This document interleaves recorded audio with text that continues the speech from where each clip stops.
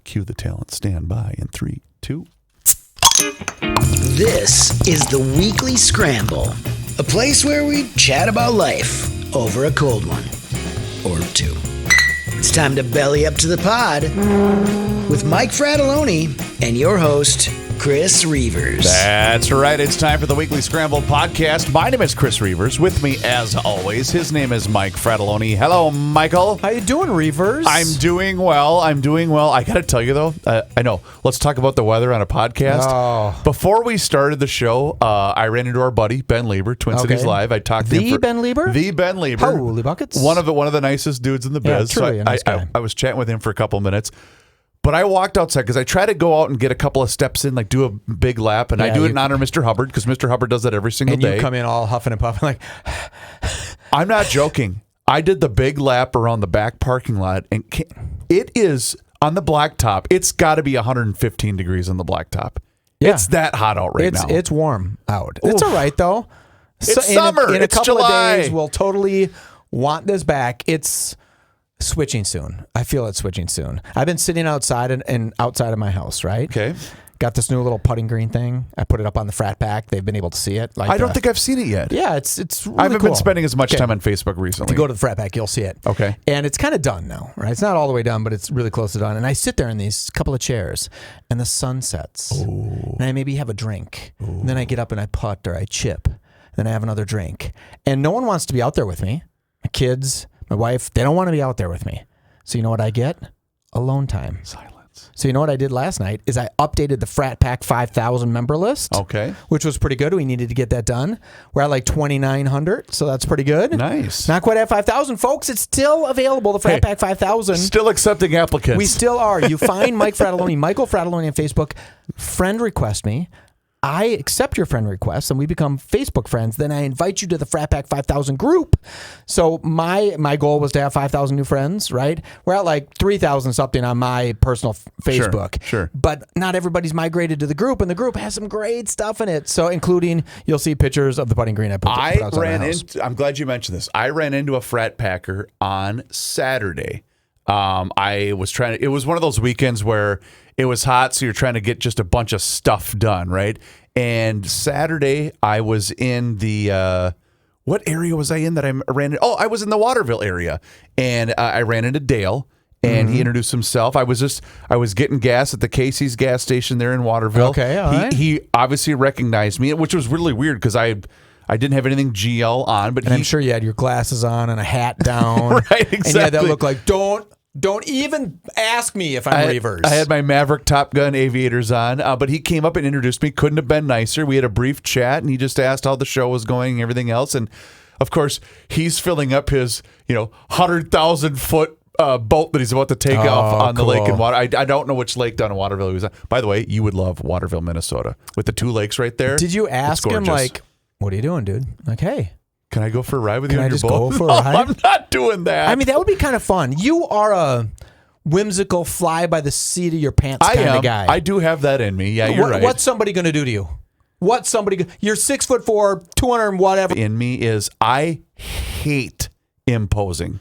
Oh, yeah. Even with family members, I hate imposing. I really do. I hate being any inconvenience to anyone. I hate overstaying I hate all of that. Sure. I really do. So I always feel somewhat guilty of just trying to, okay, here, I'll do the dishes, or I'll vacuum your carpet, or whatever. Sometimes right? you just need to go. Yeah. Sometimes you just need to say, buddy, I don't know you, but I want to learn how to wakeboard. But Dale, and you just go out with him. It was a pleasure meeting you. That was a lot of fun, and yeah, it was really cool just hearing about him and his family in the area, because he obviously was like, oh, I know you're from the Faribault area-ish, so it was pretty cool. That's cool. So the first story I wanted to bring up, it's funny that you mentioned your wife, because the first story that I wanted to bring up, the immediate thought that I had was, I wonder how this would play out if this particular gentleman went by the name of Chris Reavers or Mike Fratelloni. Are you ready? Yes. This is from the BBC, and it was updated just 10 minutes ago. If we die, we die together. The wife of a man nearly sucked out of a plane speaks of the ordeal. Oh, no. A woman who held the legs of her husband as he was nearly sucked head first out of a Ryanair cabin window last Friday has told the BBC his right shoulder and head were outside of the actual plane. Svetlana Grković, who was traveling with her husband, Ljubisa from Greece to Germany, said she hasn't been able to sleep. This is really worded poorly. I apologize. Said that she hasn't been able to sleep since the incident. I immediately reacted and grabbed his legs. I thought, if we die together, she said.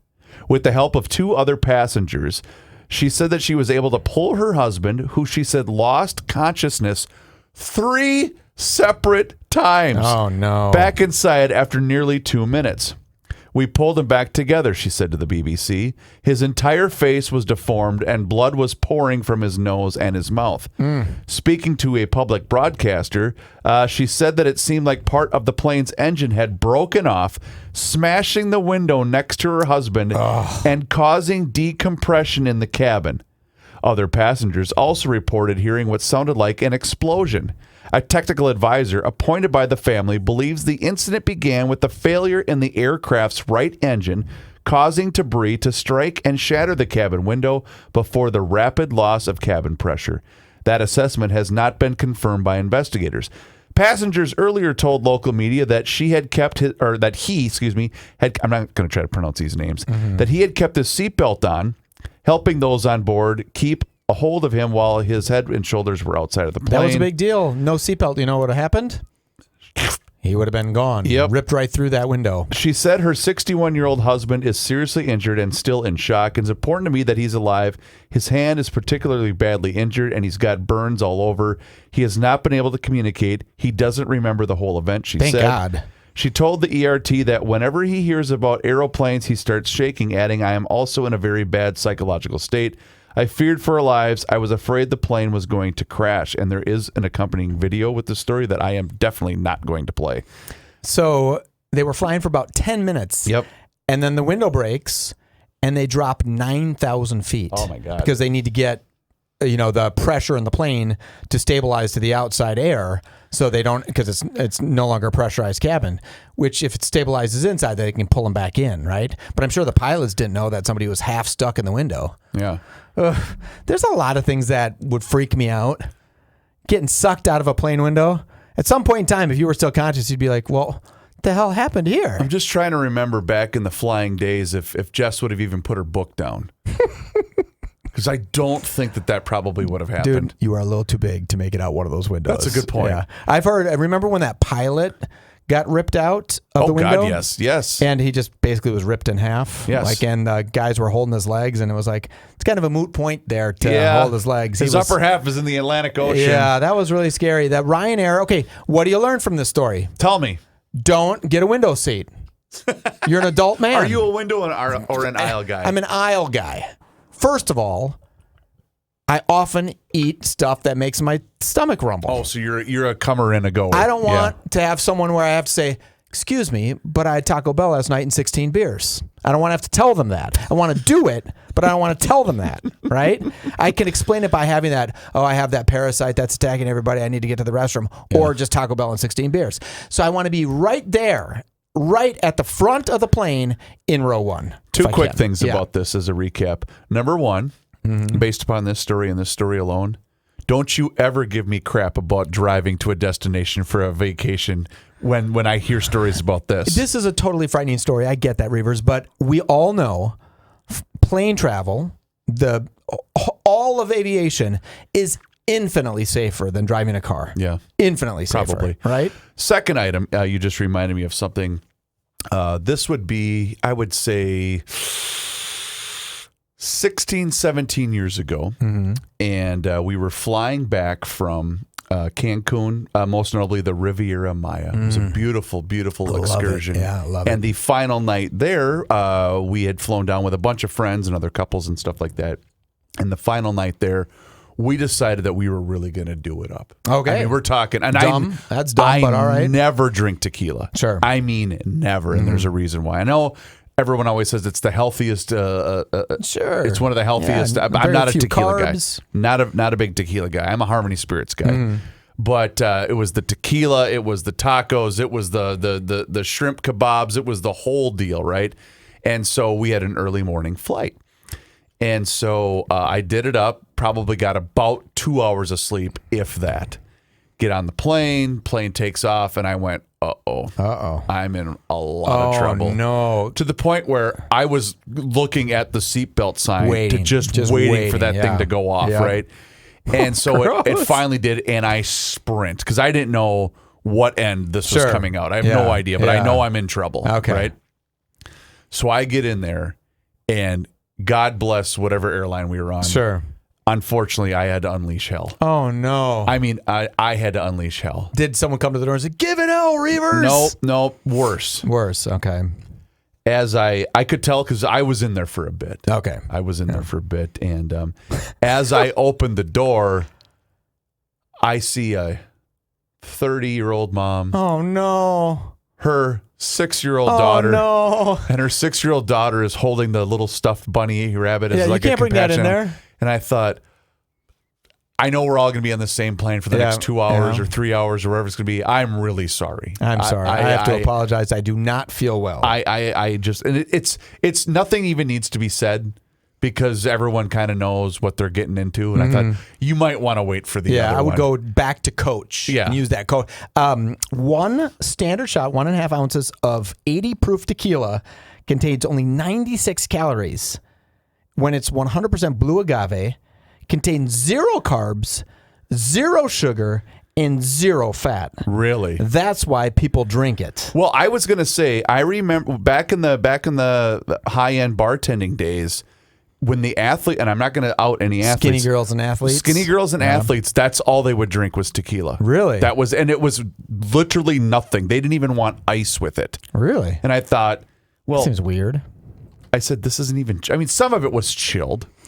You think athletes would want drinks that had color in them, so when they're roofinoling people, they could kind of hide it in the color, right? You'd be like, no, most no one's going to know if you roofinol a Diet Coke Captain, right? They're not going to be able to tell. Sure. But if you do their Blanco tequila, might have a little red tint. I don't even know what color Roofinol is. Reavers, what color is Roofinol? I have no idea. Whatever. Okay. Like you don't know. Sure you don't. Sorry. Speaking of spirits, let's talk about our friends at Harmony Spirits these guys. and harmonyspirits.net. Hey, you know what we should do? We should talk them into maybe coming up with a tequila.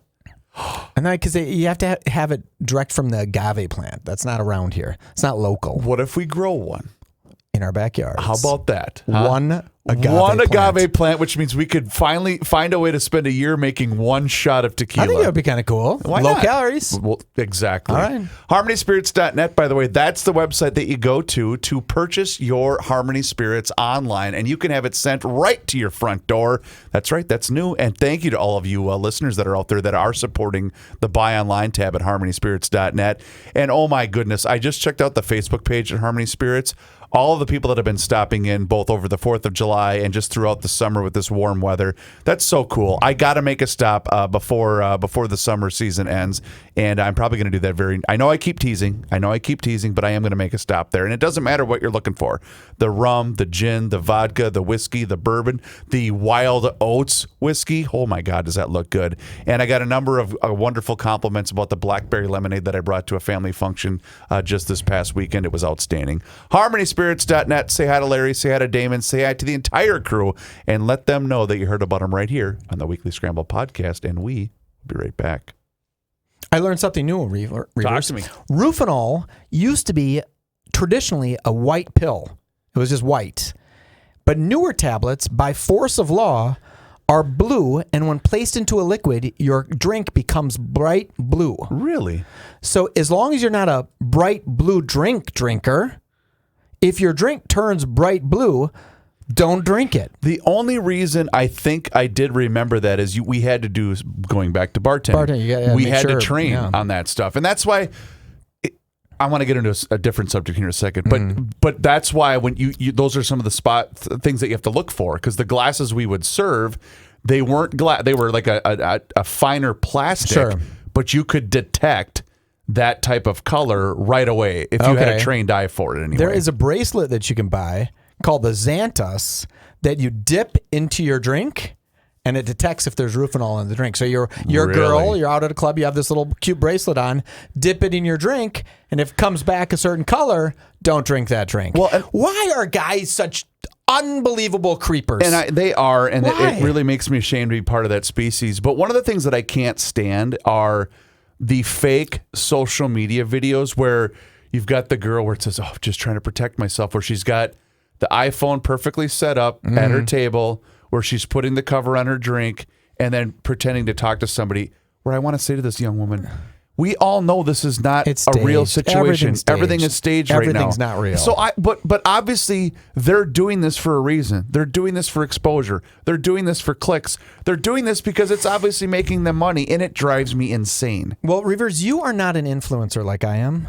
And once you start influencing, it's hard to stop. You get it in your blood, and your next video has to do better than your last video. Our last show on YouTube had like 1,000 people watch. Well, if it goes up to 1,500, that's a pretty amazing feeling. Sure. And if it goes to 2,000, we're rocking it, right? But even so, when I scour the internets and all the land for subject matter on here, I found a story that looked legit. I fact checked it. I backlogged it, all right. and then I found out 5 minutes before we did the show that it was completely fake about the guy that jumped into Niagara Falls. And I thought, holy cow, that's a huge deal. He jumped into Niagara Falls, Sure. somehow miraculously survived. And I thought, well, we got to talk about that. And it turns out the whole thing's fake. You can't tell if it's real or not. Because you see him swimming in Niagara Falls. Yeah, but you can't always tell like when it was, right? It says there was a June 2026 incident, but he was pulled from the falls and sustained life-threatening injuries. Well, yeah, that's what's going to happen when you fall 65 meters. But every time I see a story that says fell 65 meters, then I think, why is it in the metric system, right? Did he land in America in Niagara Falls? At the bottom of the falls? But if he was on the Canadian side, I know. So okay. But you still not call it yards? Have you ever been? No. Okay, two things. Number one, it's stunning. It's absolutely beautiful. Anyone that ever has the chance to go. Even if it's out of your way a little bit and you stop for maybe an hour, do it. It's absolutely picturesque. It's stunning. It's very, very cool. Number two, remember the daredevil that did the tightrope walk across Niagara Falls? Sure. Which I still think, oh, is that really him? But when you see the majestic power and nature of this completely, it's indescribable because It it's seems so loud. cool. Can they quiet it down for me? It is a little loud. Why don't they capture the falls and create some energy? Let's put some little turbines on the bottom. The water falls off, hits these turbines, spins them, creates enough energy for some more AI stuff. That would be a lot of, I believe, red tape and bureaucracy because we share that. Don't we share that park with Canada? Because it's basically the dividing line between. I think so. Western New York and Canada. You could just take it. What are they going to possibly do? The Niagara Falls of Trump? Is that what you're trying to say? Yeah. Trump Falls. See, this is what you do. Is that prescient? Is he going to wipe out now? And I'm going to say, oh, Trump Falls, I called it. I don't know. Maybe he not. will. I hope maybe he doesn't won't. fall. But it's very cool. So I highly recommend it because that's on one of the Dum Dum runs.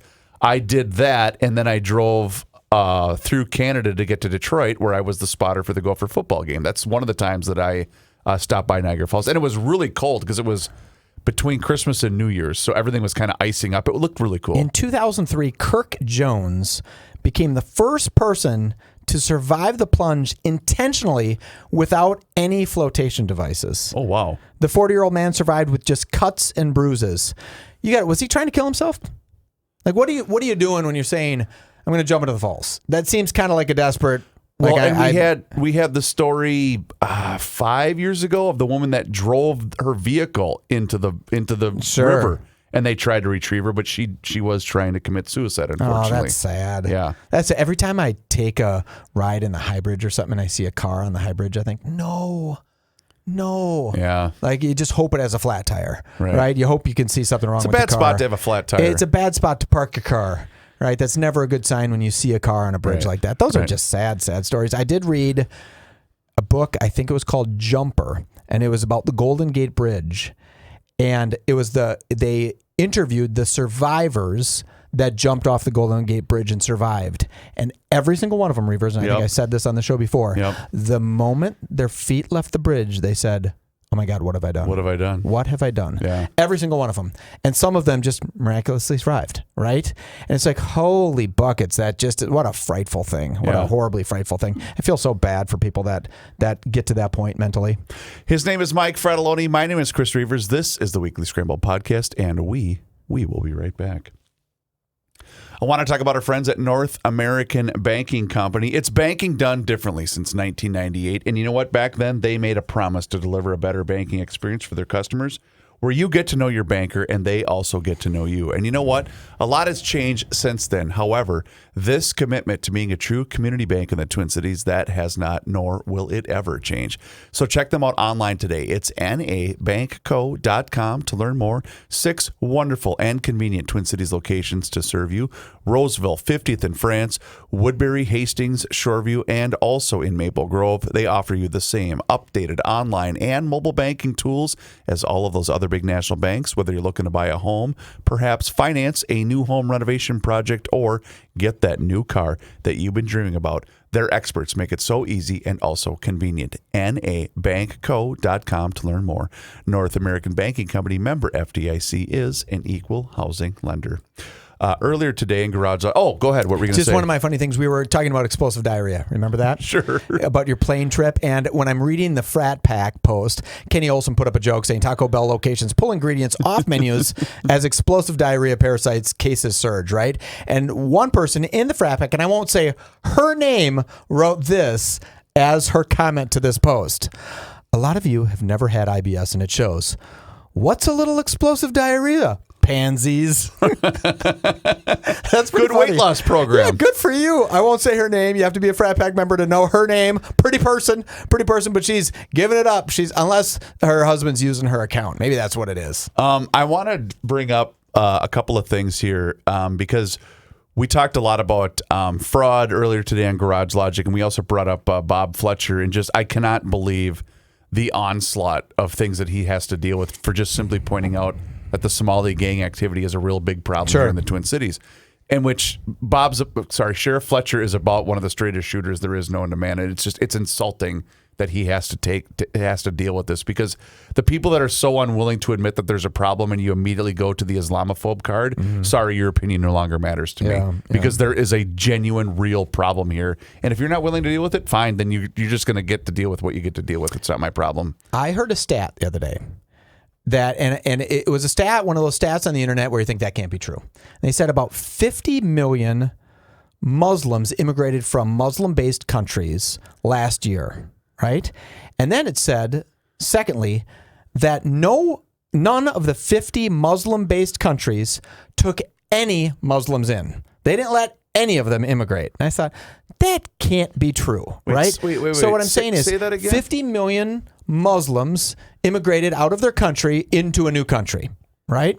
But Muslim-based countries like Saudi Arabia and Qatar and stuff didn't take one Muslim into their country. Interesting. And I was like, well, that can't be true. Like that seems impossible. They have to have people coming in. So I asked the powers that be on the internet. I said, is this a true stat? And they said, it is absolutely not a true stat. About 24 million Muslims immigrated to Muslim-based countries, but not one of them, or very few, received citizenship. They went as slaves to the people in the country. Oh, my. And I was like, wait, what? So if you were Pakistani or you were from Sudan and you were immigrating to Saudi Arabia, you'll never become Saudi Arabian.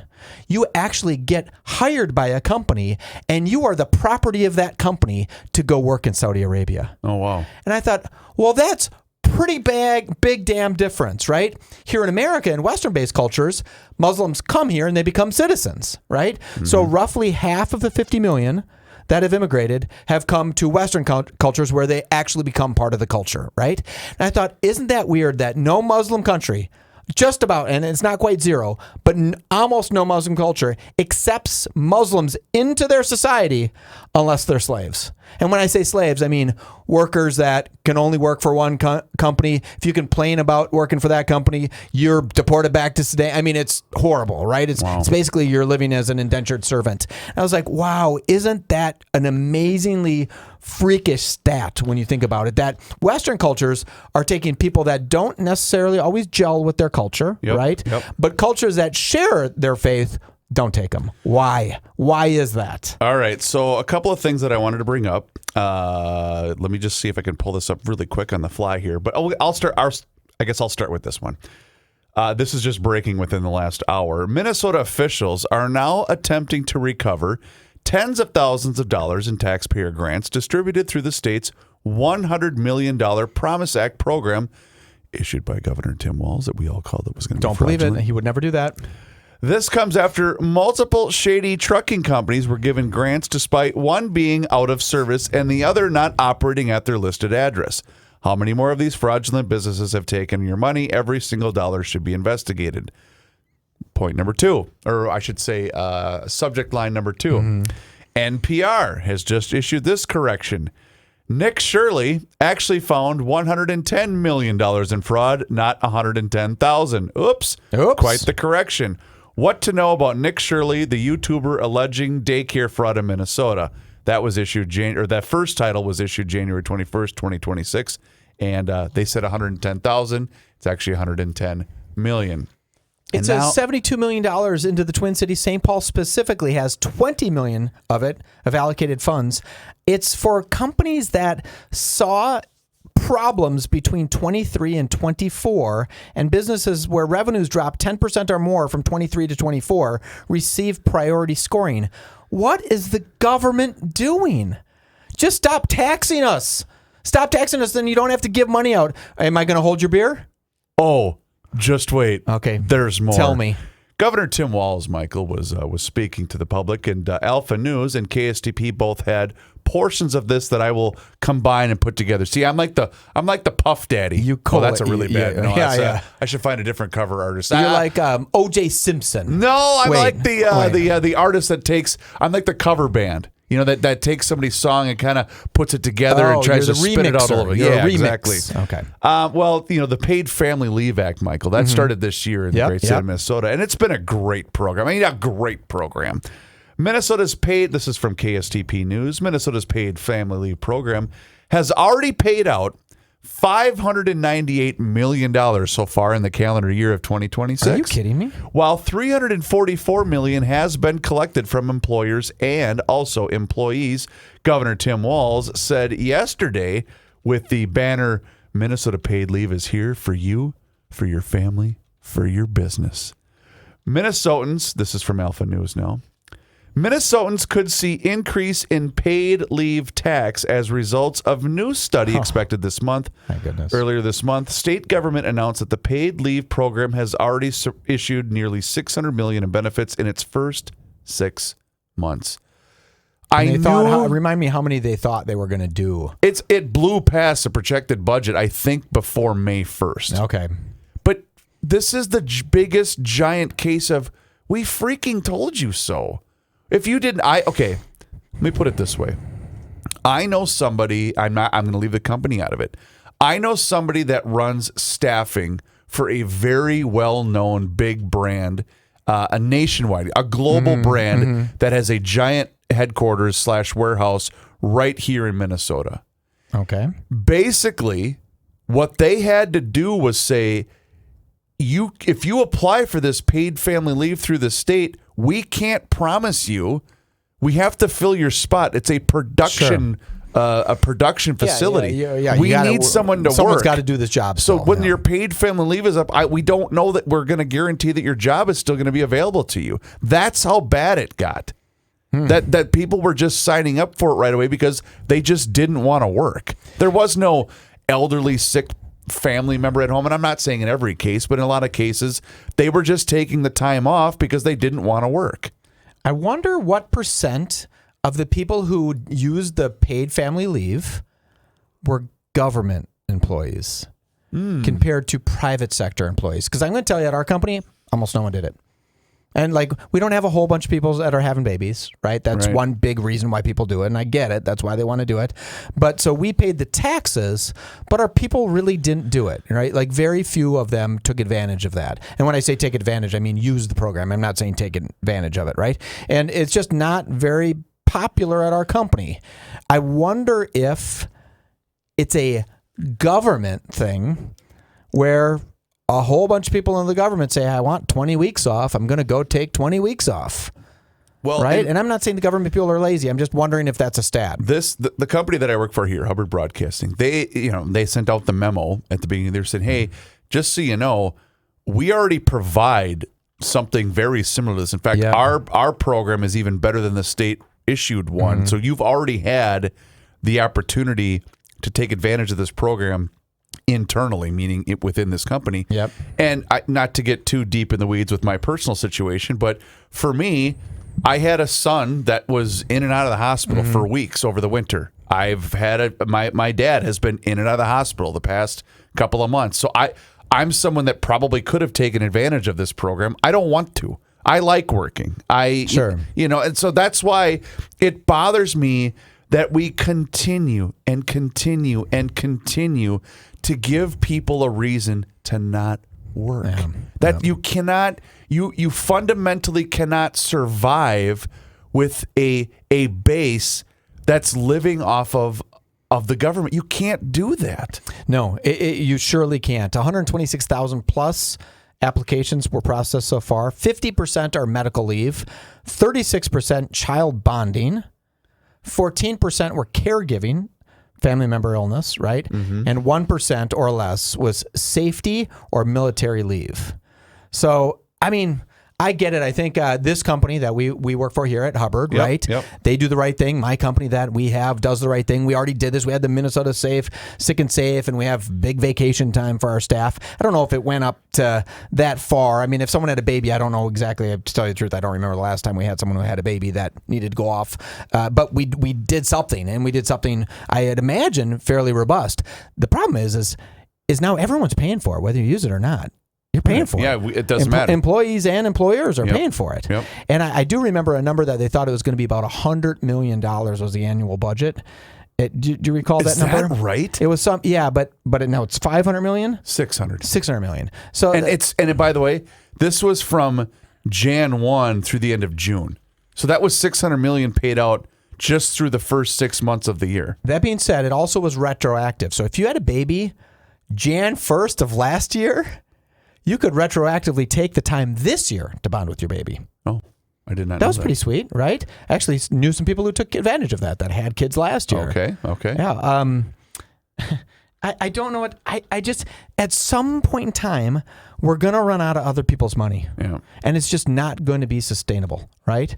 I don't know how to do it. Upfront seed funding. When the law passed in 2023, the state transferred $668 million from the Minnesota's historic $18 billion budget surplus, right? And this in the first quarter of 2026, the state collected $334 million in premiums. The program paid out $598 million. Is that what you said in the first? Yep. To 75,000 approved applicants. But I want to ask this question. Yep. Why? Why is this the state's business to do this? Administrative efficiencies, the technology rollout and implementation came in $70 million under budget. Bull crap. Like they're saying they were $70 million more efficient in it. But the problem, again, is it's why? Why does the state feel it's their place to tell you, Mike Fredoloni, how you and your family need to run your hardware store business, where you employ hundreds and hundreds and hundreds of people? That's not their job. That's not their job to do that. Reavers, I think many people in politics and in government work often fall on my liberal friends, right? My left side. And they want to be more of a part of people's lives in just about every aspect, Right? Right. They want to tell you how you can raise your kid. They want to tell you, what days to take off for your kid. They want to tell you what your minimum wage is going to be. They want to tell you all this stuff. They want to tell you what bathhouse you can use or not use. They want to be everything to everybody, because then when you have someone ingratiated into the government like that, you have to keep voting for them. Right? That libertarian side of me, that right side of me that says, hey, it's none of anybody's business. We shouldn't be doing any of this. Right. It's not very popular for the votes. That's why Republicans don't get a lot of votes in this state, because it doesn't sound very popular. It doesn't sound very fun to say, you do you. If you starve to death, we're going to try to help you.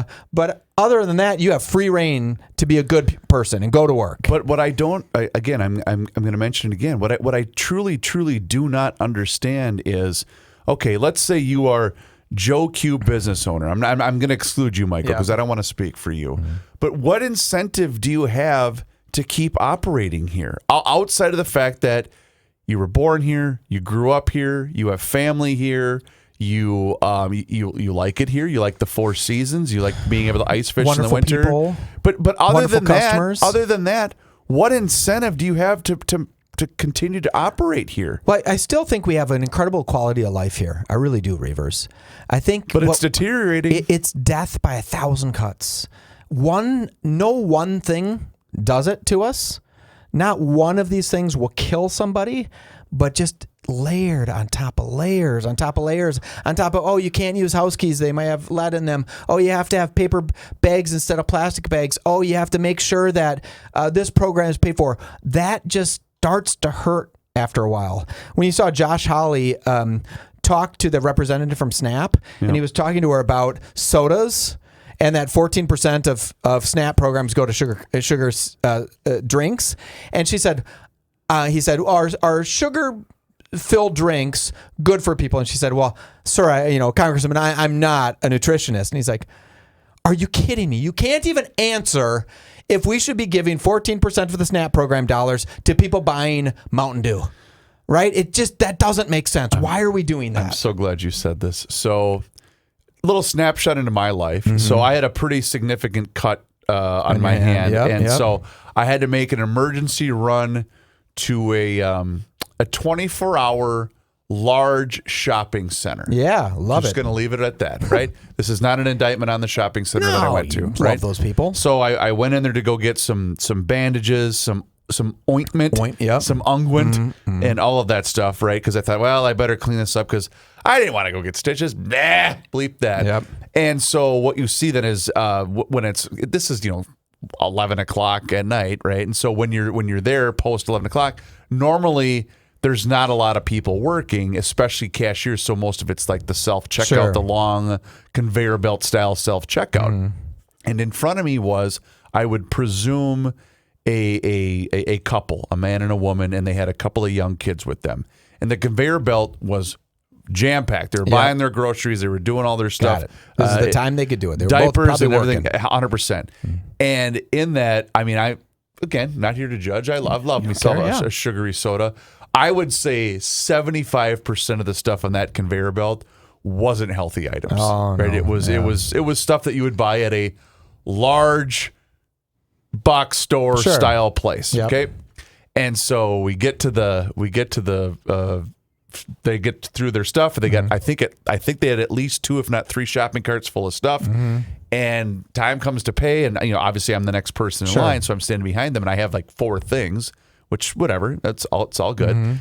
And they go to pay with the one card that you were just talking about. Snap card, sure. And they didn't have enough on there to cover the remaining balance. Oh, no. So they owed another, let's say $30. They overshot. Did they turn to you and say, hey, hello? No, but I could tell there was disgust in their voices as to, well, we shouldn't have to pay for the rest of this stuff. And I'm thinking, I don't know your circumstance. I don't know what's going on with you, and maybe you are in desperate need of that additional help, and I am not here to judge whatsoever. Yeah. Every single one of us, you, me, everybody listening to the show, everyone roaming amongst us, has all faced a little bit of adversity when it comes to financial situations, so I totally get it, right? I am not here to judge, and that's why I think that these programs should exist, Sure. okay? Yep. But I thought it was the look. The look of disdain of, ugh, well, I guess I got to pay for this last $38. I mean, I'm talking like $500 worth of stuff, right? Wow. And it was like the disgust of, well, I actually have to pay for this last $38 worth of goods. And I'm thinking, yeah. Guess who's paying for this stuff that's in my hand right now? Pun intended. You know, I just thought that's the problem that I can't wrap my head around is when it becomes an entitlement program to this degree, and you're going to act offended that you still have to find a way to supplement the additional parts of those needs. That to me isn't right. Sure. That's just not right to me. I'm sorry. The bleeding heart liberal that I am, Reavers, sees little kids and says, I want them to have an ice cream cone. Sure. Like, I want that little kid, that sweet little kid, to have an ice cream cone every once in a while, right? I don't want them to have just government cheese and bread. Then go get a job at the factory. Well, no, there's a little kid. I'm kidding. Okay. I'm kidding. The shoe factory. Right. I mean, it's just my side says there should be some space for that. You don't have to live, although if you're 37 years old, you're single, you can work and you choose not to, you could get real hungry. And my right side of my brain that says, as a conservative lunatic, says, you got to get your ass out to work. If you don't want to work, you're going to get real skinny, right? Life's going to get real. And oh, by the way, I'm not buying Monster Energy drinks for you. I don't care, right? You get to go do something. And remember when AOC said, there should be a world where maybe you don't even have to work to get stuff. Well, and she's living in it right now. Yeah, in New York City. she's living in it. Sadly, I'll have to find the AOC video that I saw, and we'll have to verify it. But it's just right up your alley. So I'll find that for our show on Thursday. I thought she had a real chance to become the next president, but I don't think she's socialist enough. I don't think she'll get enough socialist votes because she's not DSA certified anymore. Yep. She's not far enough to the left. You know, if I were a Democrat, I'd be losing my mind. One more thing about the Paid Family Leave Act, because this is I guess one of the main reasons I wanted to point this out. So this was an interview being conducted by, let me see if I can find the outlet. Nearly twice as much has been paid out. We mentioned that, $598 million by Minnesota's Paid Family Leave. I think this is an accompanying video with the Alpha News piece. Meanwhile, a massive backlog of applicants, including veterans recovering from surgery, are still waiting for benefits after months of waiting. And this is all, basically pointing the finger at the Tim Walz administration. And, obviously they're not going to answer any questions about that because that doesn't placate to our audience is why we created this program in the first place. Sure. And so, hey, don't forget to call Linda Keller, KellerTaxService.com, and get that money sent on time. Absolutely, Reavers. Absolutely. So, what are you going to do? One last thing. Go ahead. Before I tell you a joke. Okay. We're going to end on a stupid joke, so I don't want to ruin it. Would you even want LeBron James here? I'll answer it two ways. He's never coming here, by the way. He's not going to. Yeah. As a sports fan, sure, why not? It'd be kind of a fun storyline. I tell you what, that would be one of the things that would help revitalize downtown Minneapolis. You're absolutely right. I 100% agree with you. I remember when the Wolves first started to get good again, and Friday when they would have those Friday night games in the winter or Saturday night games in the winter, downtown was awesome. It was so much fun, and there was juice, there was energy, and Target Center is a great place to watch basketball, and it's a good atmosphere when the Wolves are good. But I think that would help bring back nightlife in downtown Minneapolis. So yes, potentially bring a major championship to our state too. I think he could help do that. They faces a tall task being the Western Conference. Now, on a personal note, I think LeBron James is one of the biggest diva D words to ever walk amongst professional athletes. I would only do it if we could sign Bronny too. If we didn't get his son, you'd have to trade with him. You'd have to trade for him. Oh, I'd have to trade for him because he's still on his rookie contract. Ant and him could trade. We'd get rid of Ant. No, you don't get rid of Ant. For Bronny? That's the reason that LeBron would come here is because of Ant. I'm just kidding. Oh, okay. Obviously, that was sarcasm. Piping hot sports take. Okay. What happens when a telescope crashes into a microscope? I don't know. It becomes a kaleidoscope. Jesus.